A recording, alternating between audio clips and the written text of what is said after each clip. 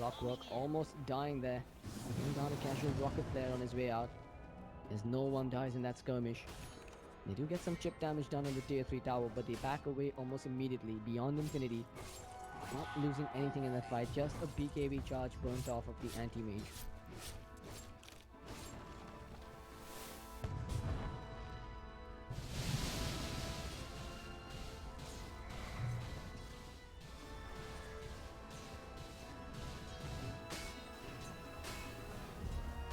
Alpha. Well, he might have completely shredded the early game laning phase. He's starting to fall off a bit now. We do see him building towards the point booster.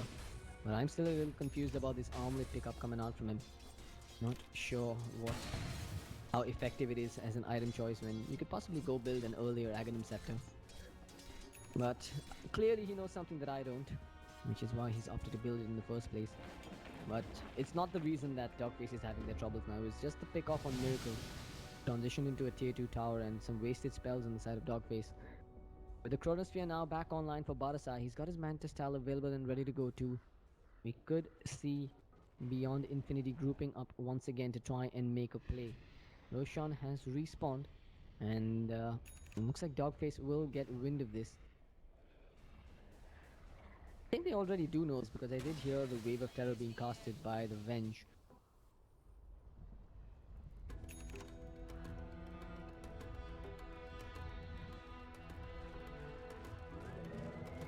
And there's the Yule Scepter now finished up onto the Elder Titan, so he has the opportunity to set up some ganks with the Echo Stomp after the Cyclone. He's also got a way to deal with the time dilation from the Void, and here we go. It's going to be a smoke by Dogface. They're going to dodge the scan as well, which is just above the Rosh Pit. And it's Beyond Infinity.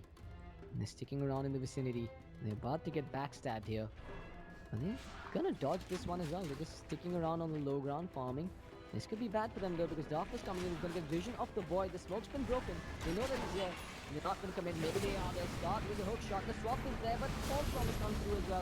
They managed to stun lock Barasai, but the False Promise just keeps him alive. He drops the Chronosphere before he gets his way out of there.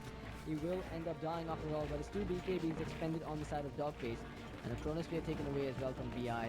Without the Chronosphere online, I don't think Beyond Infinity can contest this when Dogface moves into the pit. I think their best bet right now is for the anti-mage to try and split push top, and indeed we do see pings coming out on that tier 3 tower. So they want to try and rat while Roshan gets taken down, but Roshan's going down hella fast at the moment with the armor reduction from the Venge and the physical DPS coming out from Morph and the DK. It will be a very easy Roshan for them. Miracle will find himself the second Aegis of this game. Now Blizzard hasn't even managed to get one hit off on the tower just yet.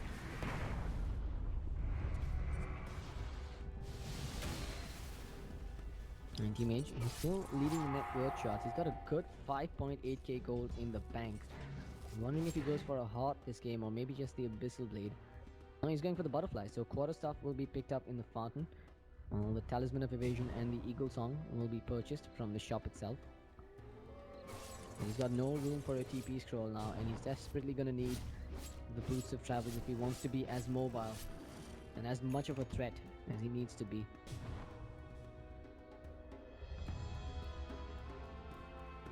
"36 minutes in, he's moving at a GPM of 675, but the Morphin feels like a much bigger threat at this point. With the E-Blade burst damage coming out, he's got a good about 300 damage, but with a truck ton of attack speed under his belt as well. Miracle Dodo, can he pull off something amazing here? Because at the moment, Beyond Infinity riding a very minuscule lead. This game is as close as it could get for 36 minutes in. Mutafa. He is indeed getting closer to his own Aghanim Scepter, so the frequency of his hook shots will start to increase once he gets it. And within the team fights, he's going to have a lot of CC available, going in and out with that repetitive stun. But we can already see Dogface just taking over map control at the moment. They're farming the enemy Ancients, they're pushing out all 3 lanes, and Blizzard just doesn't have an opportunity, or neither does Swifty Stinker, to move to a lane and push it out safely. As for the Tinker, he did indeed go back for the Blink Dagger. Means that he wants to prioritize mobility over damage this game. More Battle-sized Void after that last death has not progressed in terms of items. The worrisome thing about Dogface's lineup is it's is basically when they manage to get a kill, they can transition it into a building really quickly because the Dragon Knight and the Morph are really adept at taking down towers and structures.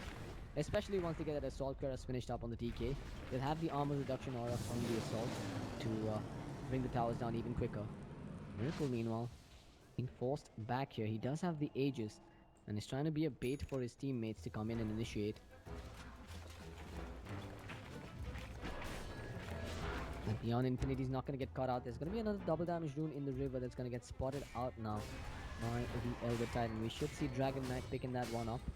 Doesn't have a bottle though. His bottle is in the fountain. Double damage.